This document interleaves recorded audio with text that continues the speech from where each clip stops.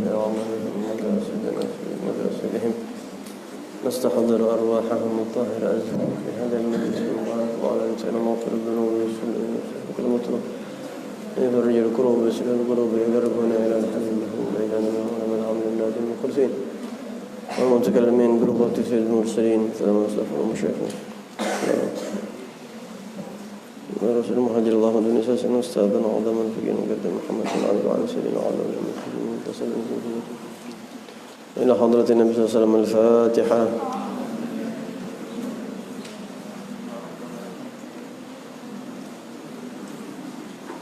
إياك نعبد.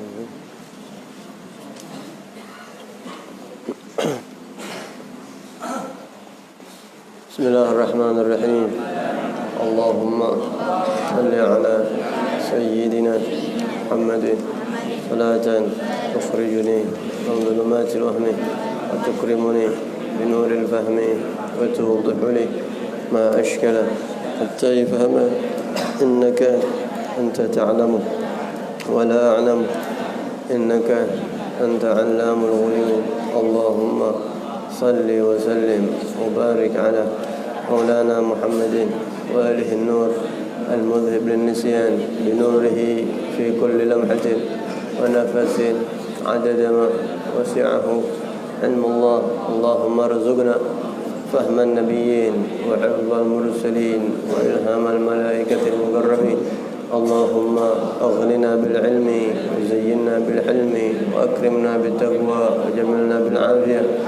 اللهم إني أستودعك ما علمتني فاردده إلي عند حاجتي إليه ولا تنسنيه يا رب العالمين. نويت التعلم والتعليم والإفادة والاستفادة والنفع والانتفاع والتذكر والتذكير والحث على تمسك بكتاب الله وسنة رسوله والدلالة على الهدى والدعاء إلى الخير ابتغاء مرضات الله وثوابه ورضوانه وقربه. وصلى الله على سيدنا محمد وعلى آله وصحبه وسلم. الحمد لله رب العالمين. اللهم صل وسلم على سيدنا محمد وعلى آله وصحبه أجمعين. سبحانك لا علم لنا إلا ما علمتنا إنك أنت العليم الحكيم. رب اشرح لي صدري ويسر لي أمري واحلل عقدة من لساني يفقه قولي وسدد لساني واهد قلبي بحق سيدنا محمد صلى الله عليه وسلم. Alhamdulillah, kita bersyukur kepada Allah Subhanahu wa taala. Ini malam kita bisa kumpul sebagaimana biasa untuk membahas atau mengkaji pembahasan dengan kitab Ta'limul Muta'allim dan juga pembahasan sirah nabawiyah.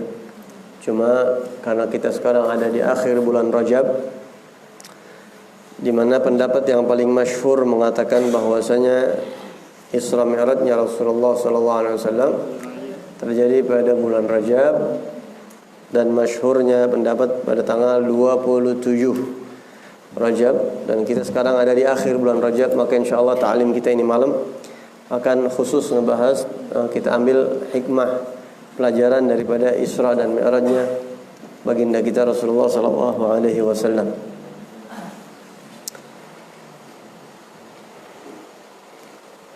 Kita perlu tahu juga, pertama, Isra dan Mi'rajnya Rasulullah SAW, Isra'nya Nabi Muhammad itu wajib diimanin, wajib hukumnya percaya dengan Isra'nya Rasulullah. Orang yang enggak percaya dengan Isra'nya Nabi Muhammad maka dia telah murtad, walaupun dia Islam. Dia enggak percaya sama Isra'nya Nabi Muhammad, keluar dari Islamnya. Karena jelas Allah sebutkan di Al-Quran, Subhanalladzi asra bi'abdihi laylan. Nah, ulama nyari tahu itu Isra'nya Nabi Muhammad kapan tuh? Peristiwa Isra'nya Nabi Muhammad kapan? Ya, memang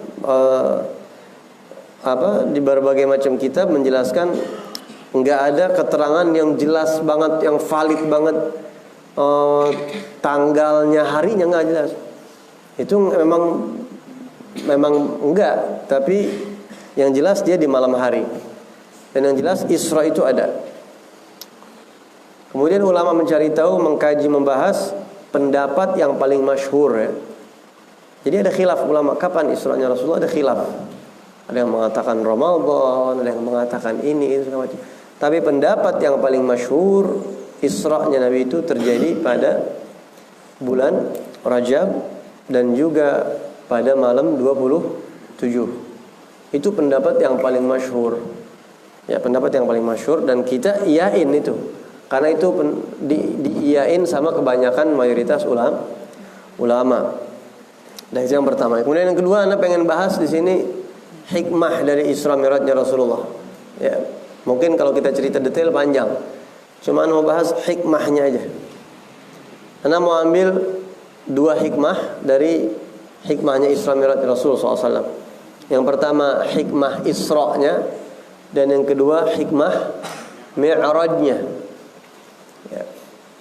Hikmah Isra dan juga hikmah Mi'rajnya, atau pelajaran dari 2 hal itu.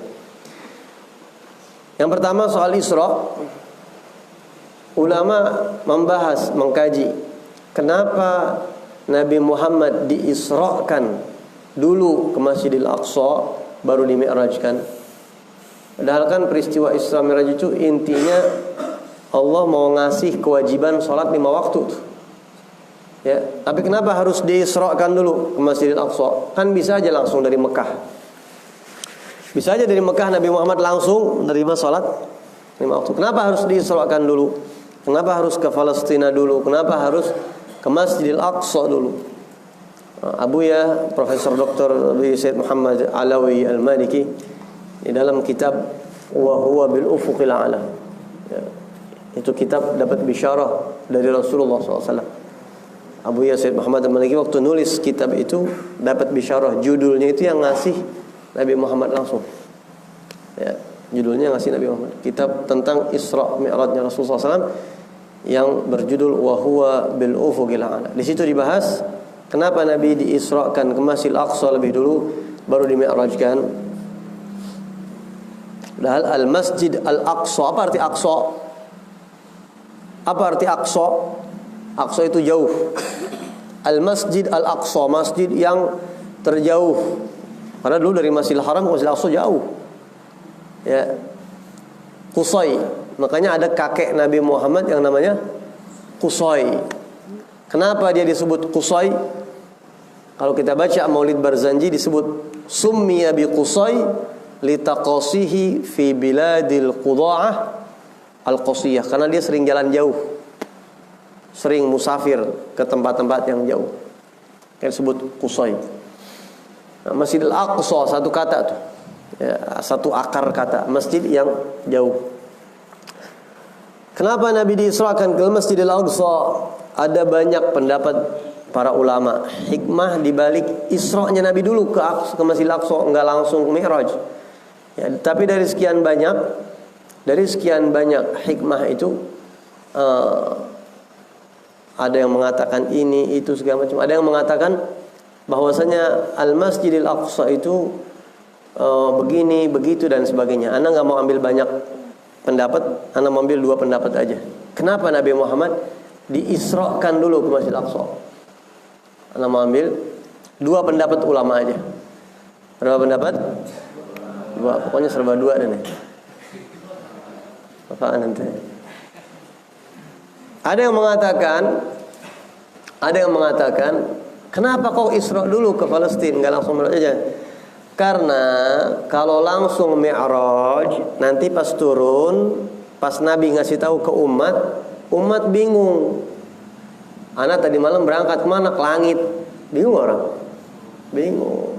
Makanya Nabi waktu pertama turun Isra Mi'raj enggak langsung cerita Mi'raj ke langit, enggak. Anak tadi malam berangkat kemana? Ke Masjidil Aqsa, Palestina, Baitul Maqdis. Yang mudah ditangkap dulu sama orang. Ntar kalau udah percaya sama Masjidil Aqsa, baru ceritain Mi'raj. Karena kalau Mi'raj enggak ada yang pernah ke sono. Anak tadi malam ke langit ke-7.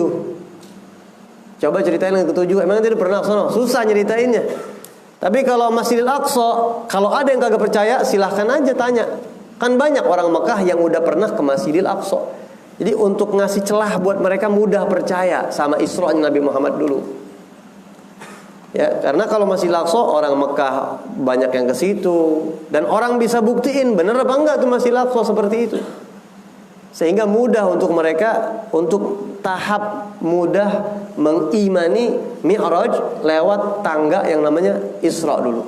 Untuk tahapan mempermudah mereka percaya dengan Isra dan Mi'raj. Paham? Bayangin kalau langsung ke langit. Langsung otak orang diajak langsung mikir yang tinggi, berat. Ya, tapi supaya orang mudah nerima maka diisrokan dulu. Ntar Nabi bawa mereka percaya kepada Isra, baru mereka mudah percaya dengan Mi'rajnya. Itu hikmah yang pertama. Kemudian hikmah yang kedua, kenapa Nabi diisrakan lebih dahulu ke Masjidil Aqsa, nggak langsung dimi'rajkan? Karena Al-Masjidil Aqsa ini adalah qiblatul anbiya, kiblat para nabi sebelum Rasulullah. Puluhan ribu nabi mereka sholat sampai ke Masjidil Aqsa, mereka berkiblat ke situ. Puluhan ribu. Dari mulai Nabi Allah Yakub yang bangun Masjidil Aqsa itu. Kemudian juga Nabi Yusuf dan putra-putra keturunannya tuh, Nabi Sulaiman, Nabi Dawud, Nabi Zakaria, Nabi Yahya, Nabi Isa, Nabi Musa, semua Nabi Dzulkifli, Nabi Ilyas, Nabi Syuaib. Puluhan ribu nabi, bahkan yang kita nggak kenal juga mereka berkiblat ke situ. Kira-kira kalau udah masjid dipakai sholat sama puluhan ribu nabi, didatengin, dikiblatin sama puluhan ribu nabi, mulia apa enggak tuh masjid? Pasti mulia. Mungkin di kampung kita bakal jadi sejarah tuh. Di sini ada masjid Habib. Emang kenapa tuh masjid? Dulu Habib Ali Al-Habsyi Kuitang pernah sholat di masjid itu. Bakal dikenal orang. Bakal jadi sejarah, baru kedatangan satu orang aja. Udah seperti itu. Kedatangan Habib Ali Kuitang misalnya. Atau di masjid ini pernah sholat Habib Abdullah bin Al-Haddad misalnya dulu. Atau pernah sholat imam ini, atau syekh ini, syekh yang bersejarah. Ente bisa bayangin Masjidil Aqsa ini ribuan para nabi di situ. Udah pasti ini Masjidil Aqsa sangat mulia. Tapi kemuliaan itu belum sempurna kalau belum didatengin sama Nabi Muhammad. Jadi kata ulama, hikmahna Allah israkan dulu Nabi Muhammad ke Masjidil Aqsa karena Allah ingin menyempurnakan kemuliaan Al-Masjidil Aqsa. Karena belum diinjak sama Rasul. Ya, belum dipakai sama Rasul. Kalau udah Nabi injak, Nabi masuk, Nabi sholat, dipakai sholat sama Nabi SAW di situ, maka sempurnalah kemuliaan Al-Masjidil Aqsa. Makanya apa saja yang nempel sama Nabi jadi mulia. Apa aja yang nempel sama Nabi jadi mulia. Ada seorang ulama penyair mengatakan, wala in madahtu Muhammadan bi qasidati falaqad madahtu qasidati bi Muhammadi. Ajib tuh syairnya, catat apalin. Wala in madahtu Muhammadan bi qasidati falaqad madahtu qasidati bi Muhammadi. Andai kata aku puji Nabi Muhammad dengan syair-syair buatan aku, sebenarnya yang jadi bebalik terpuji adalah syair aku, gara-gara aku sebut Nabi Muhammad. Paham tuh maksudnya? Paham gak? Saya bikin syair nih. Syair saya kira-kira supaya terpuji bagaimana caranya? Taruh nama Nabi Muhammad di situ. Ente ntar terpuji syair ente. Jadi ente puji syair ente pakai Nabi Muhammad. Jadi kalau ada orang muji-muji Nabi Muhammad, pada hakikatnya mantul pujian itu. Bukannya dia muji Nabi Muhammad, karena Nabi Muhammad udah full pujiannya. Maka dialah yang menjadi terangkat, menjadi terpuji karena sebab Nabi Muhammad numpang jadi terpuji dengan nempelin Rasulullah. Kenapa Burdah sampai sekarang dipuji orang? Karena Imam Muhammad bin Said Al-Busri muji Rasulullah. Sebenarnya mah bukannya muji Rasulullah yang terjadi, tapi justru beliau muji burdahnya sebab Nabi Muhammad, karena bawa nama Nabi Muhammad. Kenapa Maulid Ad-Daibai sampai sekarang terpuji? Karena di situ ada Rasulullah, ngebahas Rasulullah. Kenapa Simtud Durar terpuji? Karena Rasulullah. Kalau nggak ada Rasulullahnya, siapa yang mau muji? Kalau ada orang misalnya bikin syair muji-muji apa misalnya? Sekarang lagi musim apa nih? Burung. Burung apa yang sering lagi dipuji-puji orang? Hah? Burung apa biasanya? Hah? Apa? Apa? Elang. Masa elang? Apa yang biasa dipiara? Yang disangkar tuh biasa dipiara apa tuh? Orang yang dilombain suaranya bagus, yang warnanya bagus. Apa? Lovebird. Lovebird. Bukan lovebird, bukan lovebird. Love tuh cinta, bird burung. Wah, ente puji-puji, saya punya burung yang begitu indah warnanya. Mau gak kira-kira? Paling hilang tuh syair sehari 2 hari, sebulan 2 bulan hilang. Karena bukan muji Nabi Muhammad. Tapi kalau muji Nabi Muhammad, justru itu qasidah jadi kepuji karena Nabi Muhammad. Begitu juga yang berlaku dengan Masjidil Aqsa. Ya, dengan dihadirkannya Rasulullah, Allah pengen muji Masjidil Aqsa, Allah pengen nyempurnain kemuliaan Masjidil Aqsa, ditempel Nabi Muhammad. Subhanallah ya. Ente juga begitu sama. Kalau ente pengen terpuji, bawa Nabi Muhammad. Bawa Nabi Muhammad, selawat yang banyak sama Rasulullah. Apa aja yang dikaitkan ke Nabi Muhammad bakalan naik. Pasti bakalan naik. Lihat dakwahnya para habaib. Para habaib itu kebanyakan mereka dakwah ngajak orang nyebut Rasulullah, cintain Rasulullah, syuf Rasulullah begini. Pasti nyelipin tentang Rasulullah di dakwahnya mereka. Itu rata-rata para habaib seperti itu. Apalagi memang Rasulullah kakek mereka. Makanya kenapa dakwahnya para habaib beda? Karena mereka bawa nama kakeknya Rasulullah Sallallahu Alaihi Wasallam. Begitu juga yang terjadi hikmah diisrakannya Nabi Muhammad Sallallahu Alaihi Wasallam. Paham ini? Hikmah yang pertama dari hikmah dari Isra dan Mi'rajnya Rasulullah SAW. Kenapa Nabi diisrakan ke Masjidil Aqsa? Karena 2 hal. Sebenarnya banyak, cuma kita petik 2. Yang pertama, supaya orang mudah menalar, menerima Isra ke Masjidil Aqsa, karena itu masih di dunia, masih di bumi, bisa dijangkau. Dan yang kedua, karena Allah ingin menyempurnakan kemuliaan Al-Masjidil Aqsa dengan dihadirkannya Rasulullah Sallallahu Alaihi Wasallam. Kemudian yang kedua, Mi'rajnya baginda Rasul. Nabi Muhammad SAW dimi'rajkan ke langit pertama, langit kedua, dan ketiga. Kita ambil 2 pelajaran. Pelajaran yang pertama, kalau anak tanya sama antum semua, kira-kira malam apa yang paling mulia? Malam Lailatul Qadar. Kalau hari yang paling mulia hari apa? Yang paling mulia hari apa? Jumat. Kalau malam yang paling mulia malam? Nah, kalau hari Jumat, mestinya malam Jumat dong, enggak? Nah, ini ente perlu tahu. Kalau hari yang paling mulia, yang sifatnya itu umum, yang rutin ya hari Jumat. Hari yang paling mulia jelas Sayyidul Ayyam, hari Jumat. Tapi kalau afdalul ayyami alal itlaq, hari yang paling mulia secara mutlak, dari mulai Allah ciptakan hari pertama di alam jagat raya ini sampai hari akhir kiamat nanti, hari yang paling mulia hari apa? Hari lahirnya Nabi Muhammad. Itu hari paling mulia. Kalau nggak ada wa buruzihi min alamil khafa ila alamil, munculnya Nabi dari alam yang nggak kelihatan menuju alam yang kelihatan. Kalau nggak ada hari lahirnya Nabi Muhammad, nggak ada yang namanya Lailatul Qadar, nggak ada Idul Fitri, nggak ada Idul Adha, nggak ada nuzulul Quran, nggak ada wa ma arsalnaka ila rahmatan lil alamin, nggak ada ini, nggak ada itu sumbernya tuh. Sumber utamanya.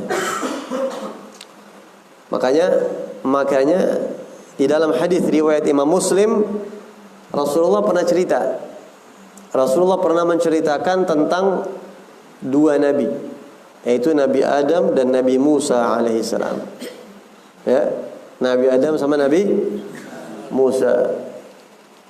Apa yang Nabi Muhammad ceritain? Nabi cerita di situ, Nabi Adam dipertemukan dengan Nabi Musa. Nabi Musa dipertemukan dengan Nabi Adam. Kalau kita lihat di syarahnya, arwah mereka, ruh Nabi Musa ketemu dengan ruh Nabi Adam setelah wafat. Ada juga pendapat ulama yang mengatakan Nabi Musa masih hidup, pengen ketemu sama ruhnya Nabi Adam yang sudah meninggal. Gitu. Walhasil ketemu nih berdua, Nabi Adam sama Nabi Musa. Terus Nabi Musa nanya sama Nabi Adam, "Anta abuna." Wahai Adam, engkau adalah ayah kami. Engkau adalah usul kami, engkau adalah ayah kami. Tapi engkau telah membuat kami kecewa. Ya. Engkau telah membuat kami kecewa wahai Nabi Adam. Kenapa engkau makan itu buah yang Allah Subhanahu wa taala enggak kasih? Laqad akhrajtana minal jannah. Ya, karena ente makan tuh buah, maka kami ini jadi dikeluarin dari sorga rame-rame sama engkau. Mestinya kan kalau engkau enggak makan buah yang dilarang itu, kita sekarang pada di sorga semuanya rame-rame. Benar gak? Kita di sorga semua. Kita sekarang jadi pada turun ke dunia semua karena engkau makan itu buah.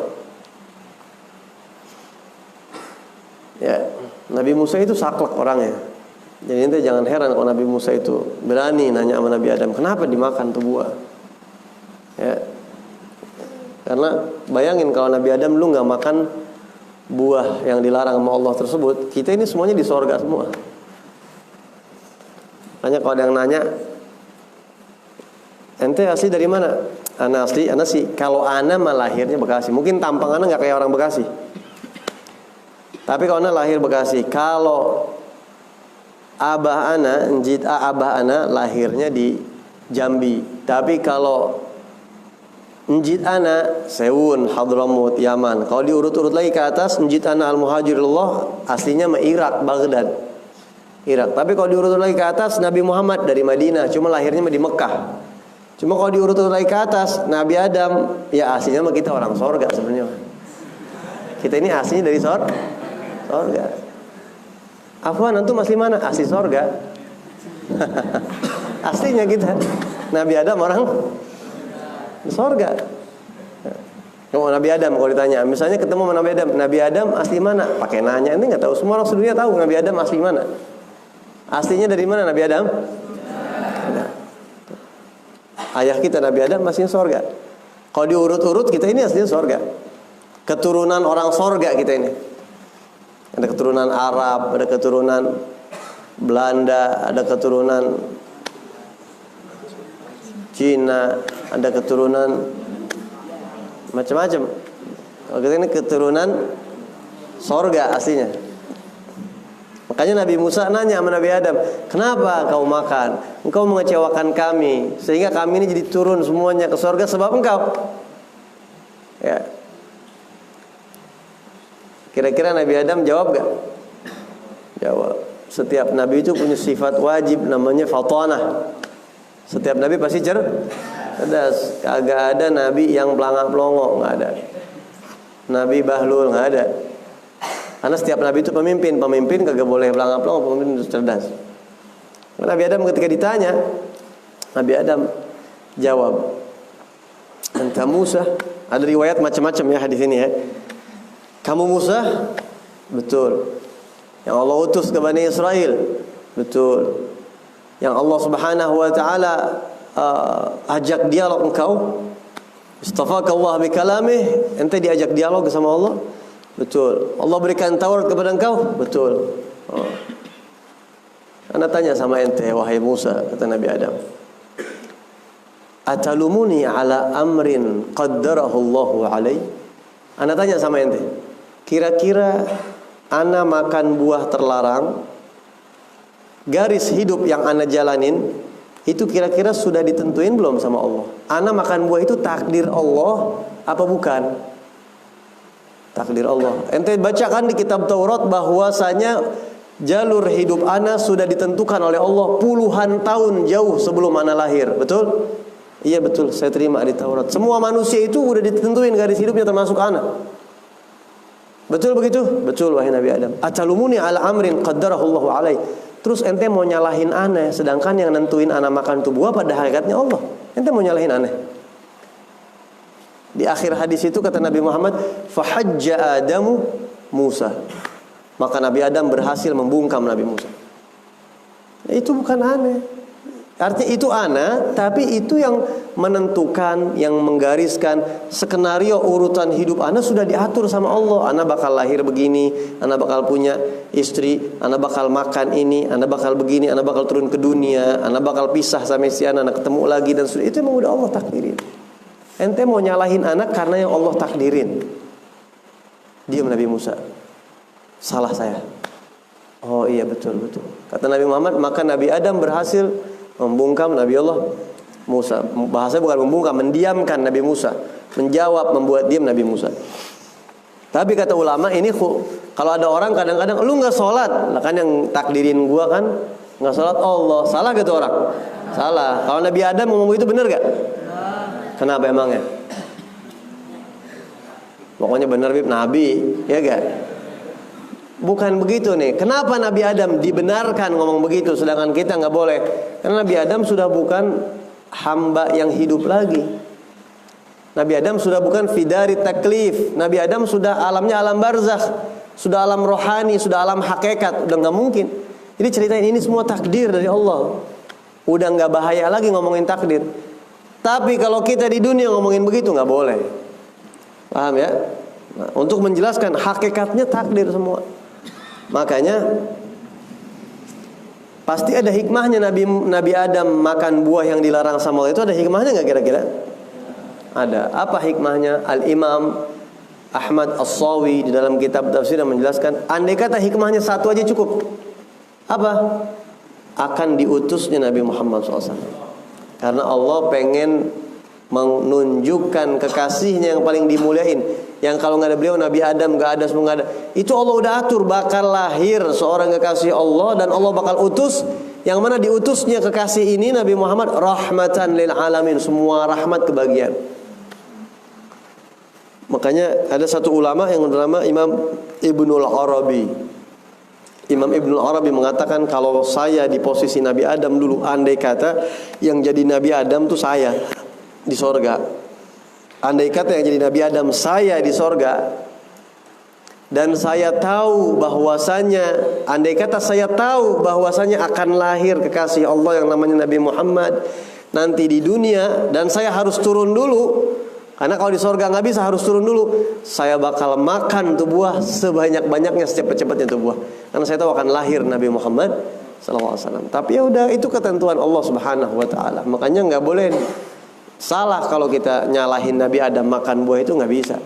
Karena memang sudah aturannya begitu. Allah udah ngatur. Nabi Adam belum ada, Allah udah nentuin bakal ada Nabi Muhammad lahir di Mekah. Diutusnya dia akan menjadi rahmat seluruh alam, akan begini. Dimulailah dengan proses penciptaan Nabi Adam di surga, begitu. Dan Nabi Adam harus turun. Bagaimana caranya?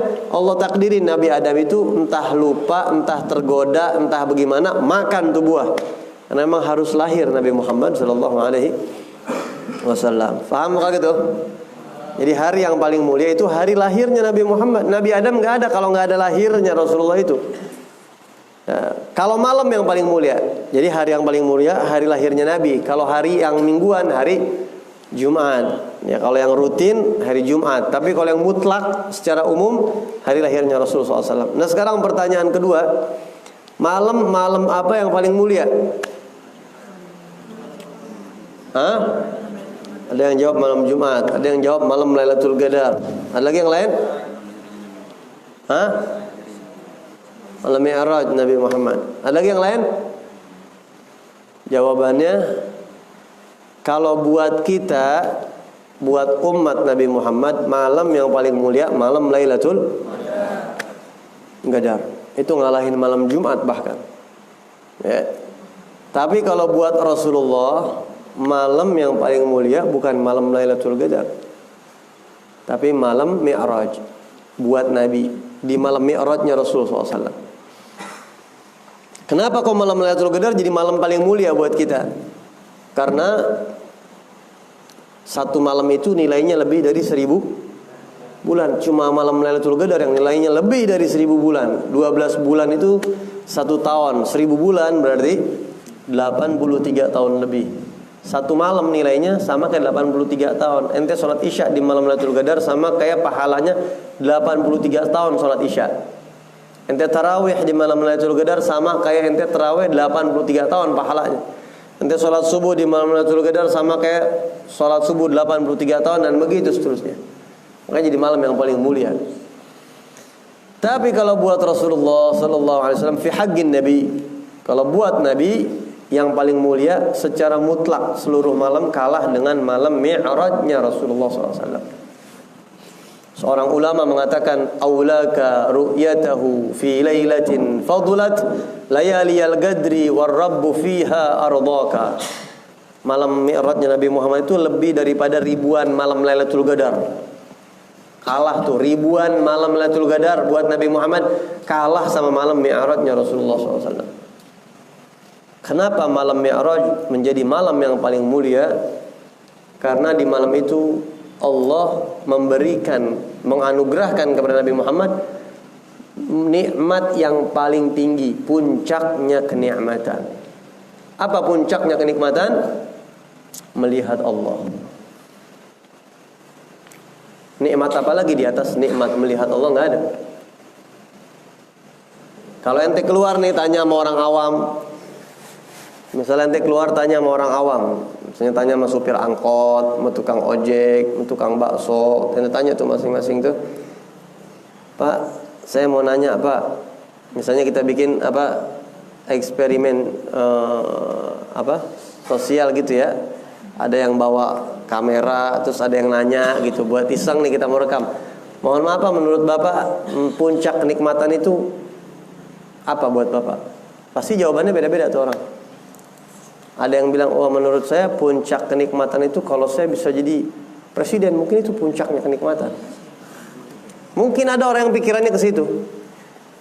Ya gak? Ada juga bakal mungkin orang yang jawab, wah kalau menurut saya puncaknya kenikmatan itu saya lagi hujan-hujan makan uli goreng cocol pakai gula pasir sama minum teh. Itu puncaknya kenikmatan. Sambil dengerin apa gitu misalnya. Itu jawaban orang macam-macam. Itu udah pokoknya nggak ada tara bandingnya. Mungkin ada lagi yang bakal jawab, menurut ente apa puncak kenikmatan? Malam pertama. Itu puncak kenikmatan tuh kalau nikah. Mungkin ada lagi yang ditanya, menurut ente puncak kenikmatan itu apa? Mimpi Rasulullah. Ada yang jawab kayak begitu. Ya, macam-macam. Menurut ente apa? Menurut saya puncak kenikmatan itu kalau masuk surga. Coba ente iseng-iseng tanya. Ntar kita bikin insyaallah. Anda insyaallah niat pengen begitu tuh, bawa kamera ya kita tanya orang. Ya menurut Anda apa puncak kenikmatan? Kita pengen tanya hatu-hatu apa tuh? Tanya anak kecil, tanya anu. Ya. Tapi pada hakikatnya puncaknya kenikmatan yang enggak ada buat orang-orang yang berakal, buat orang-orang soleh, buat para wali, buat para nabi. Puncaknya kenikmatan adalah ketika Allah mengizinkan, memperkenankan kita memandang zatnya. Itu puncak kenikmatan. Yang selama ini ribuan kali kita sujud, yang ribuan kali kita puji, kita tasbih kepada dia, kita nggak bisa ngelihat dia. Tapi ketika dia izinkan, itu puncaknya kenikmatan. Cuma masalahnya nggak semua orang tahu bahwa itu adalah puncaknya kenikmatan. Allah berfirman di Al-Quran, wujuhu yawma idzin nadhirah ila rabbiha nadhirah. Ahli syurga wajahnya akan terang bercahaya. Kenapa terang bercahaya sangat luar biasa? Ila rabbiha nadhirah. Karena mereka memandang penciptanya, memandang Tuhannya, jadi mukanya terang. Bahkan dalam riwayat dikatakan ada hamba-hamba Allah yang ketika memandang Allah Subhanahu wa taala di surga nanti, ada yang 40 tahun kagak enggak ngedip. Saking indahnya, dahsyatnya, luar biasa, udah hanyut dia lupa. Nikmat banget. Itu bisa didapetin sama para wali, para nabi nanti di surga. Habib Hasan bin Saleh Al-Bahar, beliau mengatakan ma muradil hur walal busur bal muradi kasyfus sutur. Para wali itu sering ngomong, saya ibadah tiap malam susah-susah, cuma satu tujuan saya bukan pengen surga, saya bukan pengen bidadari, saya bukan pengen istana, tapi saya ingin memandang Tuhan saya. Saya ingin melihat Tuhan, saya ingin berjumpa dengan Allah. Habib Ali Al-Habsyi, fi jannatin ma syagani min wasfiha illa likaunil hibbi fiha khayyama. Saya ngarep, ngebet, pengen masuk surga bukan karena sifatnya surga yang indah, bukan, tapi karena kekasih saya ada di situ. Saya bisa berjumpa dengan kasih di situ.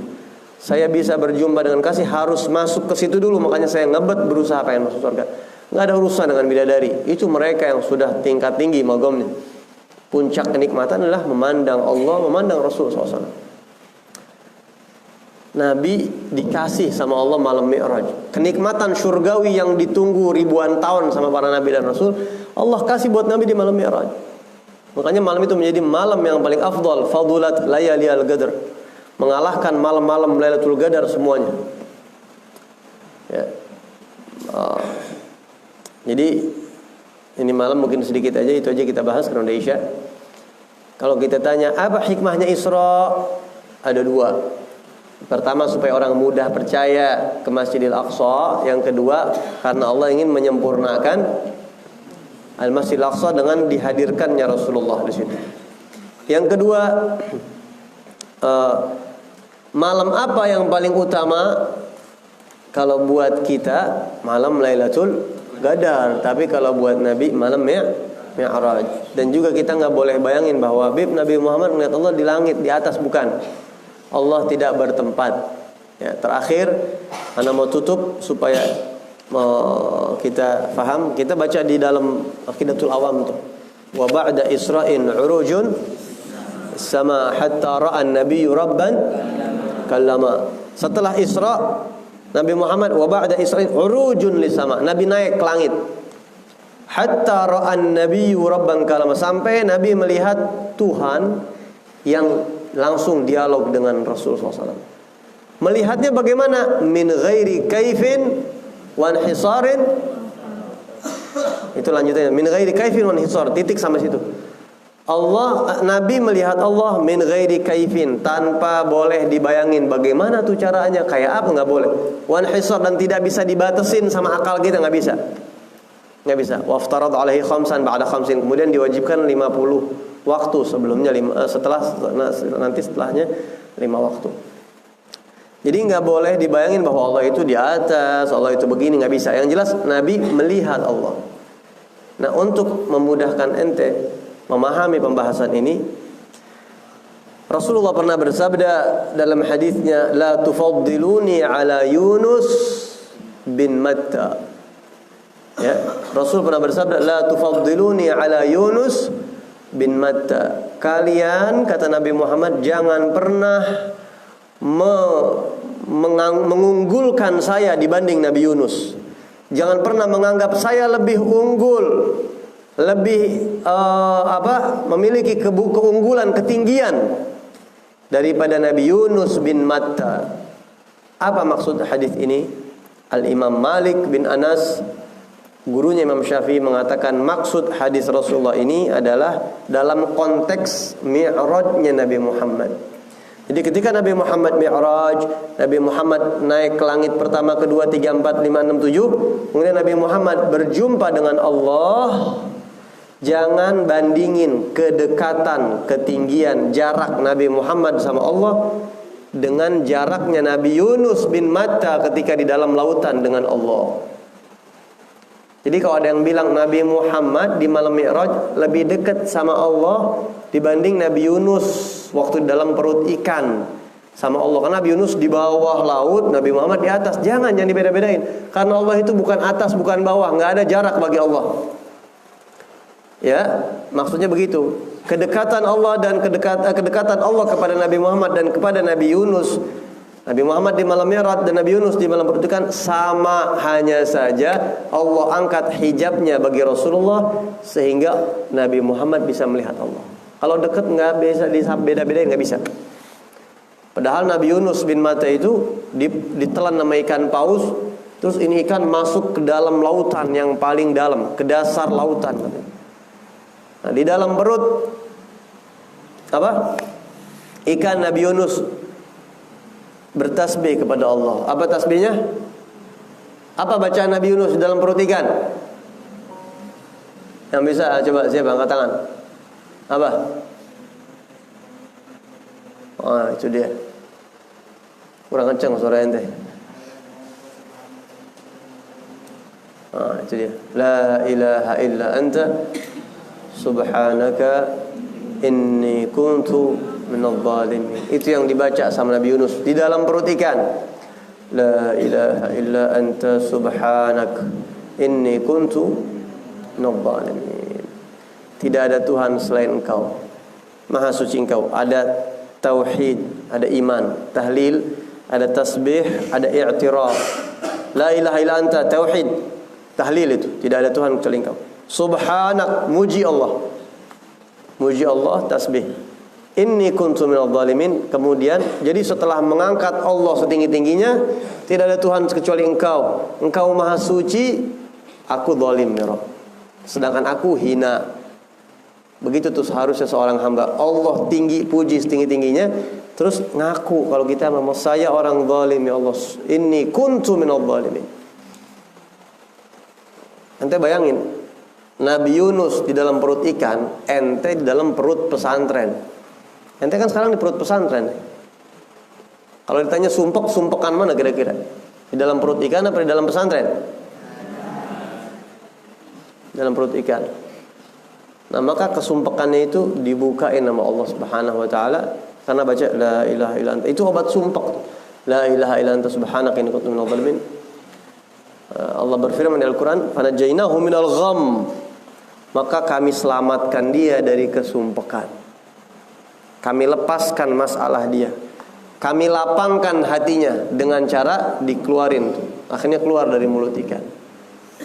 Ente santri-santri yang sumpek-sumpek kalau di pondok tuh jangan jangan malah yang kagak-kagak. Ente ambil tasbih baca la ilaha illa anta subhanaka inni kuntu minadh dhalimin, la ilaha illa anta subhanaka, begitu. Paham ya? Paham enggak? Wah, Habib kalau gitu ana besok boleh juga tuh zikir tuh juga ini. Baca la ilaha illa anta subhanaka, la ilaha, terus baca rajin. Ditanya sama temennya, lu kok baca gituan mulu? Kali aja gue keluar pondok kayak Nabi Yunus keluar dari perut ikan. Udah gak nyambung ya. Bukannya keluar pondok, bukan. Tapi minta supaya dikeluarin tuh penyakit yang ada di otak ente yang bikin sumpek, dicabut sama Allah, diganti ketenangan hati gitu. Yang dikeluarin jangan badannya. Bukannya ente dari pondok, bukan, tapi masalah yang ada di penyakit yang ada di dalam pikiran kita dikeluarin. Pokoknya kalau ente sumpek, puji Allah, katain diri ente. La ilaha illa anta subhanak inni kuntu minadh dhalimin. Ini pasti karena dosa saya ya Allah. Ini pasti kesumpekan ini karena dosa saya. Saya zalim ya Allah, Engkau maha suci, Engkau maha suci. Ntar Allah sayang sama ente, selamatin. Gitu ya. Wallahu a'lam bissawab. Fatihah ila hadrati Nabi Muhammadin sallallahu alaihi wasallam thumma imam bil irsyad wa ghuth al ibad al bilad al habib Abdullah bin Alawi al Hajjaj والحبيب عمر بن علي الحجاج وجميع سادتنا سلسلات الحجاجين الله اغفر لهم وارحمهم وغشاهم رحمه وفرسنا ويقضي حاجتنا ودين الاخره الفاتحه بالله من الشيطان الرجيم بسم الله الرحمن الرحيم الحمد لله رب العالمين الرحمن الرحيم مالك يوم الدين إياك نعبد وإياك نستعين اهدنا الصراط المستقيم صراط الذين أنعمت عليهم غير المغضوب عليهم ولا الضالين آمين الله لا إله إلا هو الحي القيوم